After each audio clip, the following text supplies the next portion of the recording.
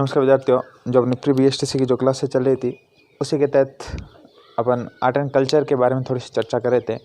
राजस्थान के लोक देवता पढ़ रहे थे, उन्हीं लोक देवताओं में आज हम आगे चर्चा करेंगे। प्रमुख दो लोक देवता हमने पढ़ लिए थे, पाबू जी और रामदेव जी। उसके बाद जो नेक्स्ट लोक देवता आते हैं गोगा जी चौहान के बारे में अपन चर्चा करेंगे। तो जो नेक्स्ट आएंगे उसके बारे में हम चर्चा करते हैं। गोगा जी चौहान ये भी महत्वपूर्ण लोक देवता माने जाते हैं आपके। कि किस प्रकार से गोगा जी चौहान को महत्वपूर्ण माना जाता है उसके बारे में थोड़ी सी चर्चा करेंगे।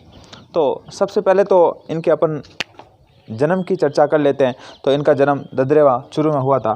तो आप लिख सकते हैं कि जन्म ददरेवा चूरू में हुआ था।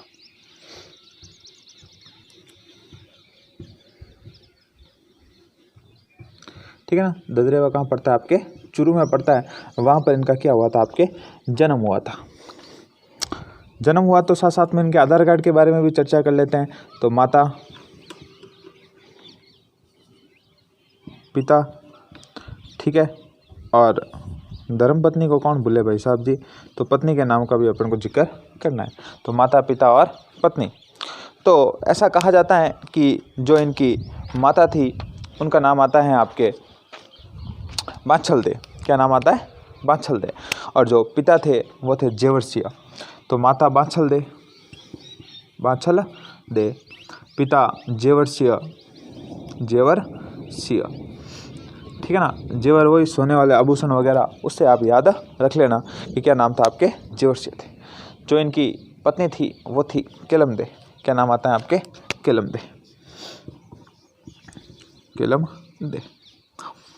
दे क्या आती है? इनकी पत्नी आती है। उसके बाद देखो और गोगा जी की थोड़ी सी चर्चा करते हैं। तो और बात आती है कि गोगा जी ने मोहम्मद गजनवी के साथ युद्ध किया था। तो लिख सकते हैं हम यहाँ पर कि इन्होंने मोहम्मद गजनवी के साथ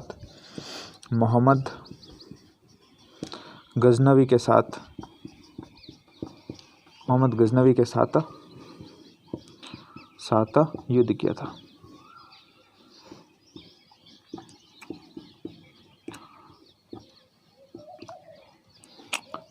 ऐसा कहा जाता है कि मोहम्मद गजनवी ने ही इन्हें जिंदा पीर की उपाधि दी थी।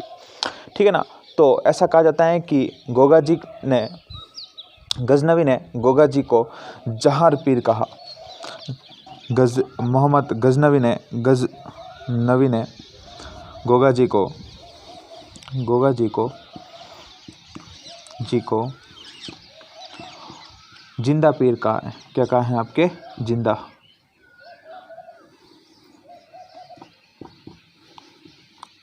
ठीक है ना। कि ऐसा पीर था, युद्ध किया, उन्होंने अलग अलग प्रकार की कलाएं वगैरह दिखाई। कभी गायब हो जाते थे, गजनवी के इस तरफ आके युद्ध करते, कभी पीछे की तरफ आके युद्ध करते। गजनवी बड़ा ही क्या होता है? अचंभित हो गया इससे, इसलिए इनको जहार पीर या जिंदा पीर भी कहा जाता है। ठीक है ना। और ऐसा कहा जाता है कि गायों की रक्षा के लिए गोगा जी ने गायों की रक्षा के लिए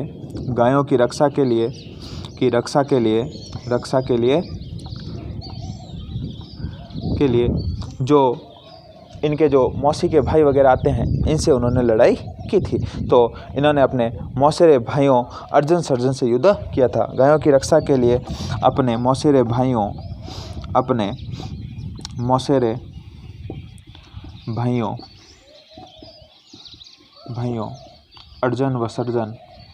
अर्जुन सर्जन से युद्ध किया था।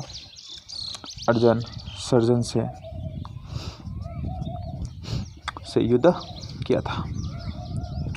ठीक है ना। अर्जुन सर्जन से क्या किया था? इन्होंने युद्ध किया था। ये इनके क्या आते थे? मौसेरे भाई आते थे। देखो हुआ क्या, गजनवी के साथ इनका युद्ध कैसे हुआ था, उसका प्रमुख कारण क्या था, उसके बारे में थोड़ा अपन जानेंगे। तो गजनवी के साथ युद्ध होने का प्रमुख कारण यही था कि मोहम्मद गजनवी वगैरह ये आक्रमण वगैरह करके आ रहे थे वापस। बीच में इनको खाने के लिए कुछ चाहिए था। इन लोगों ने गायों को क्या कर लिया? पकड़ लिया। ये बात आपके गोगा जी को पता चलती है तो गोगा जी खुद उनसे लड़ने के लिए चले जाते हैं, क्योंकि गायों की रक्षा करना एक क्षत्रिय का धर्म होता है। जेम्स टॉड तभी तो अपनी राजस्थान की इतनी अच्छी अच्छी तारीफ़ें करता है कि राजस्थान ऐसे शूरवीरों की भूमि है कि जहाँ पर लोग अपनी गायों की रक्षा के लिए भी मर मिट जाते थे। ऐसी शूरवीर भूमि हमें और कहीं देखने को नहीं मिलती। तो गोगा जी ने गायों की रक्षा के लिए आपके गजनवी से युद्ध किया और युद्ध करते हुए वीरगति को प्राप्त हो जाते हैं। तो गोगा जी को सर्परक्षक देवता भी कहा जाता है। यहाँ लिख सकते हैं कि गोगा जी को सर्परक्षक देवता भी कहते हैं, सर्परक्षक देवता भी कहते हैं। ठीक है ना। तो सर्परक्षक देवता कि सांपों से जो भी किसी को काट ले सांप वगैरह, तो गोगा जी की क्या बांध लेनी चाहिए, तांती बांध लेनी चाहिए। ठीक है ना। धागा होता है जिसके ऊपर 8 या 9 गांठ लगी हुई होती है, वो बांध लेनी चाहिए, जिससे क्या होता है आपके सांप का जहर वगैरह असर नहीं करता है। देखो होता तो क्या है कि सांप कभी भी काटता है ना, तो सांप अपना जहर जितना 99% सांपों के अंदर इतना जहर नहीं होता है। हम लोग क्या करते हैं कि सांप के काटने से जितना ज़्यादा डिप्रेशन अपने अंदर पैदा करते हैं, हमें ये लगने लगता है कि अब हम मर जाएंगे, जिसकी वजह से हमारा ब्लड होता है वो क्या हो जाता है, गाढ़ा पड़ जाता है, जिसकी वजह से वो जहर जो सांस वगैरह आती है, जो ब्लड सर्कुलेशन होता है अपने माइंड के अंदर, वो सही तरीके से हो नहीं पाता है, जिसकी वजह से हमारी क्या हो जाती है, मृत्यु हो जाती है। ठीक है ना। और देखो आगे अपन बात करते हैं कि इनके जो प्रमुख मंदिर कहाँ कहाँ पर बने हुए हैं, उनके बारे में थोड़ी सी चर्चा करेंगे। तो गोगा जी के प्रमुख मंदिर कहाँ कहाँ पर है, इनकी थोड़ी सी हम चर्चा कर लेते हैं। तो नेक्स्ट हेडिंग रहेंगे अपनी गोगा जी के प्रमुख मंदिर। तो मुख्य मंदिरों के बारे में जानेंगे। मुख्य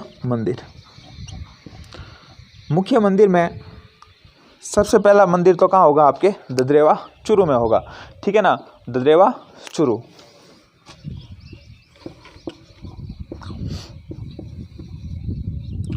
इसे शीश मेढ़ी कहते हैं। क्या कहते हैं, शीश मेढ़ी।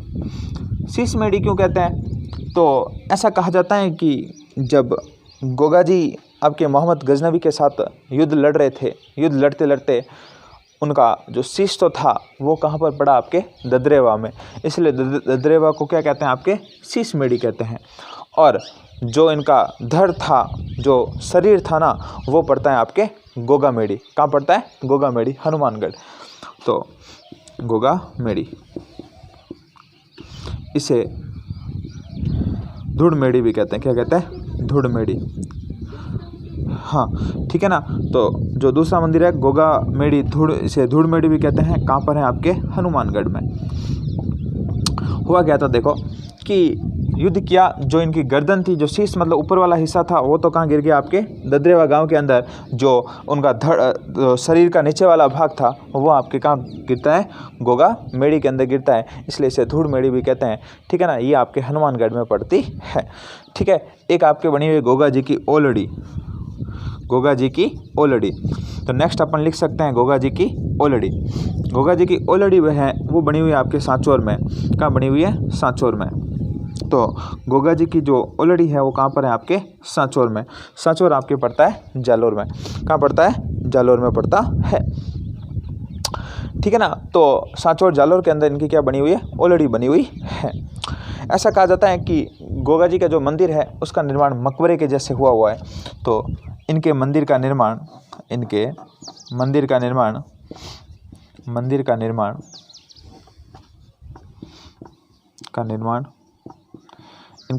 निर्माण मकबरे के रूप में हुआ है।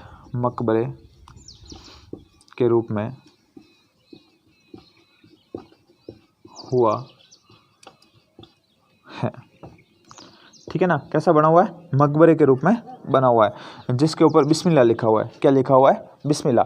ठीक है ना। जो मुसलमानों का जो प्रमुख व्यक्ति वगैरह होते हैं जो बिस्मिल्लाह शब्द का प्रयोग करते हैं, तो इनके मंदिर के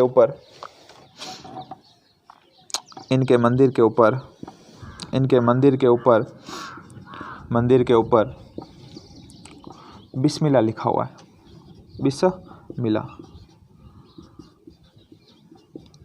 बिस्मिल्लाह लिखा हुआ है। ठीक है ना। क्या लिखा हुआ है, आपके बिस्मिल्लाह लिखा हुआ है इनके मंदिर के ऊपर। इससे पता चलता है कि इनको भी हिंदू लोग भी पूजते थे और मुसलमान लोग भी इनकी पूजा करते थे। गोगा जी के थान पश्चिमी राजस्थान में आपके खेजड़ी के वृक्ष के नीचे होते हैं और इसीलिए कहावत प्रचलित है कि गांव गांव खेजड़ी, जटे जटे खेजड़ी, वटे वटे गोगो। ठीक है ना।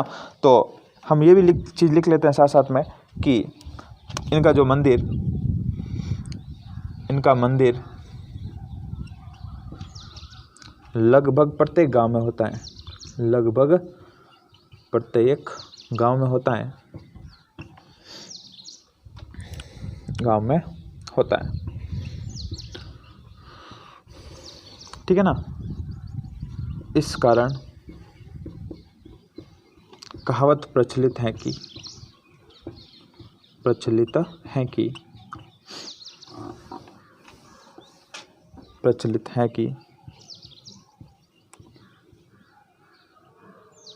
जटे जटे खेजड़ी, जटे जटे खेजड़ी,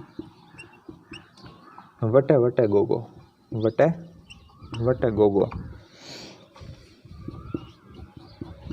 ठीक है ना। कि जहाँ जहाँ पर क्या है खेजड़ी का वृक्ष है, वहाँ पर क्या है गोगा जी का थान है। ठीक है।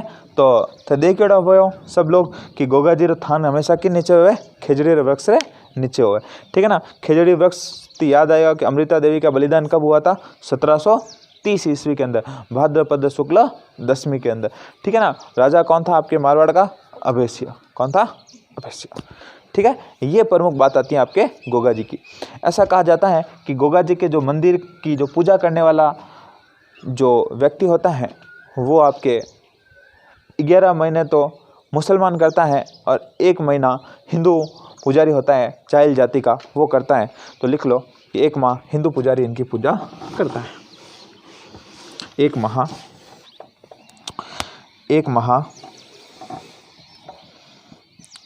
माह इनके मंदिर की पूजा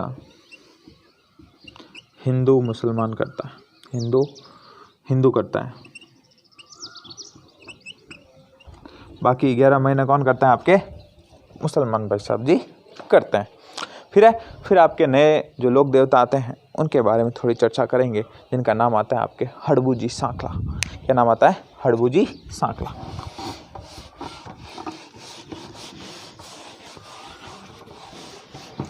तो नेक्स्ट अपने रहेंगे हड़बूजी सांकला।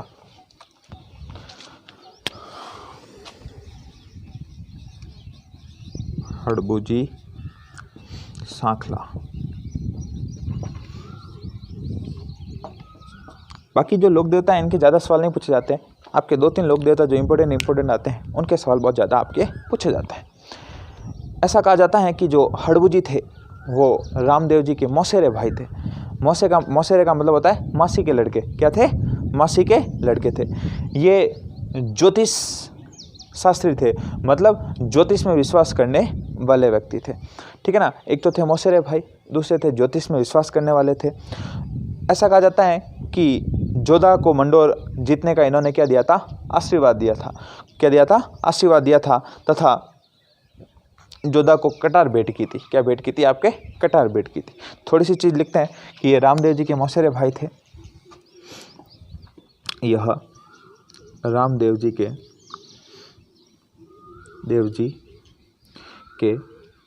मौसेरे भाई थे। मौसेरे भाई थे।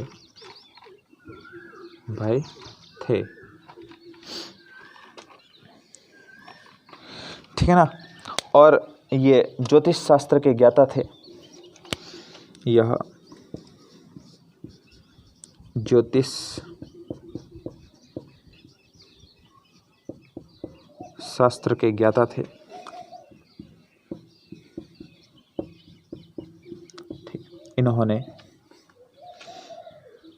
इन्होंने जोधा को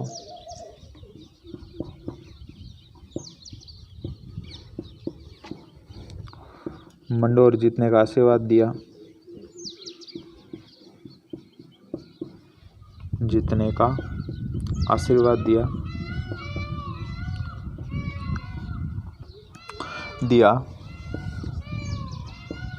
व कटार भेंट की।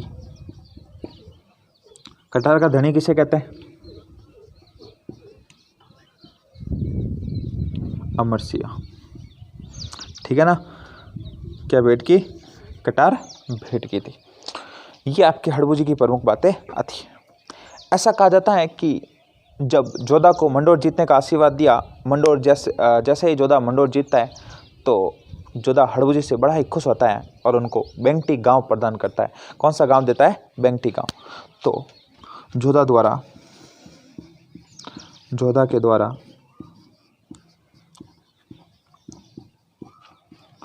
मंडोर जीतने पर हड़बू जी को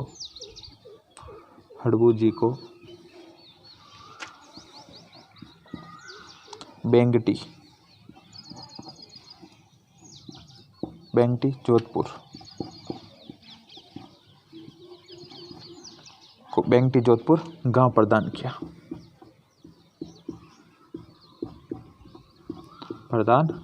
था। ठीक है ना, सीधी सी बात है कि आप किसी के आशीर्वाद से जीतते हो तो बिल्कुल आपको दान वगैरह भी करना चाहिए। तो जोधा ने इनके लिए क्या दिया था? एक बेंगटी गांव प्रदान किया था। ऐसा कहा जाता है कि हड़बू जी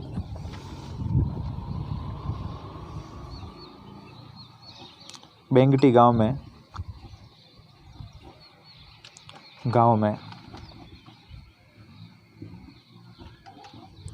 गायों की चारे की व्यवस्था करते हैं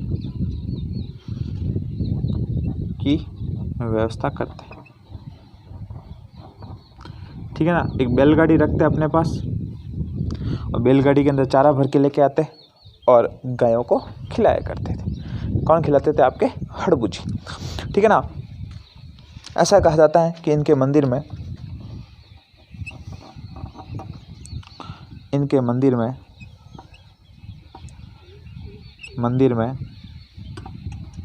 बैलगाड़ी की पूजा होती है।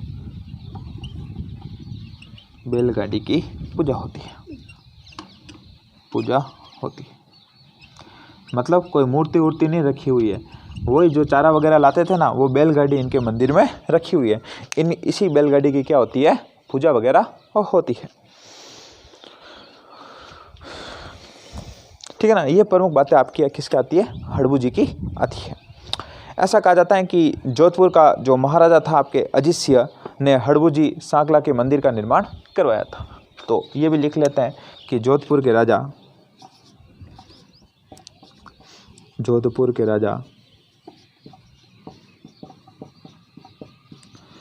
अजीत सिंह ने इनके मंदिर का निर्माण करवाया था।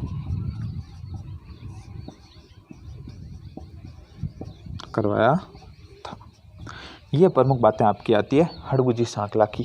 ठीक है ना। और इससे बार आपके हड़बू जी के सवाल आने की संभावना नहीं होती। ये जो इंपॉर्टेंट चीज़ थी वो मैंने आपके हड़बू जी के बारे में बता दी। ठीक है ना। लिखो फटाफट। उसके बाद देखो जो नेक्स्ट आएंगे उनके बारे में अपन थोड़ी सी चर्चा करेंगे कि जो नेक्स्ट लोक देवता आते हैं।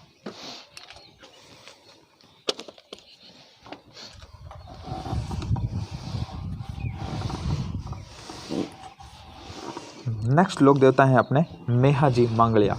क्या नाम है? मेहाजी मांगलिया।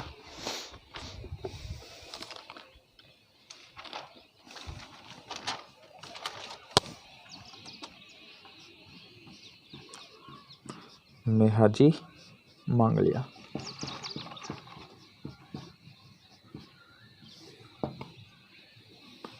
मेहाजी मांगलिया पढ़े, पांचों पीर हो जाएंगे अपने कंप्लीट।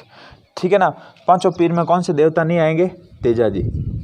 तेजाजी भी बड़े फेमस है, इसीलिए हमको कंफ्यूज करने के लिए सवाल दे देता है कि पांचों पीर में कौन से नहीं आते हैं। ठीक है ना। तो दोहा बताया हुआ है, उस दोहे को आपको क्या करना है? याद करना है। मेहाजी का मांगलिया का जो जन्म हुआ था वो बापिणी जोधपुर में हुआ था। कहाँ पर हुआ था? बापिणी जोधपुर में। तो लिख सकते हैं अपन कि इनका जो मंदिर बापिणी कहाँ स्थित है? जोधपुर। ठीक है ना, मतलब जोधपुर में देखने लायक चीज़ें बहुत सारी हैं। इनका जो मेला भरता है वो भरता है आपके कृष्ण अमावस्या को। कब भरता है? आपके कृष्ण अमावस्या को। ठीक है ना, तो मेला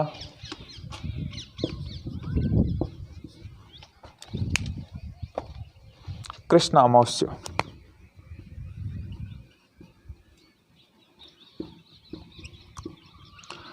इनका घोड़ा था जिसका नाम था किरड़ काबड़ा। किरड़ काबरा। ठीक है नी, मतलब डिजाइन बनी हुई घोड़ा रे बीच में। ठीक है ना, शरीर माते इन वास्तु नाम कहीं राख दियो किरड़ काबड़ा। ठीक है ना, जैसलमेर के रणकदेव भाटी के खिलाफ लड़ते हुए मारे गए। तो लिख लेना यहाँ पर कि जैसलमेर के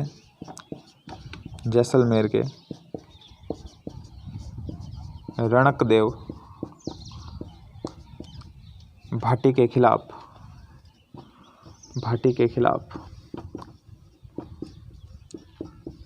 लड़ते हुए मारे गए। ठीक है, ये आपके मेहजी मंगलिया की प्रमुख बातें आती हैं। इनके जो भोपे वगैरह होते हैं ना, जिनके भाव पड़ते हैं, इनकी वंश वृद्धि नहीं होती। तो लिख सकते हैं कि इनके भोपों की भोपा तो समझो कि नहीं समझो, इनके भोपों की वंश वृद्धि नहीं होती।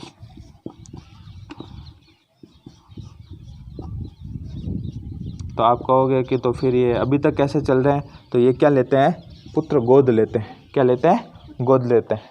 ठीक है ना, तो इनके भोपों की क्या नहीं होती? आपके वंश वृद्धि नहीं होती है। उसके बाद जो प्रमुख लोक देवता आते हैं आपके तेजाजी महाराज, वो अपन कल पढ़ेंगे। आज के लिए इतना काफ़ी है, तो कल अपन तेजाजी वगैरह पढ़ेंगे। धन्यवाद और आभार आपका।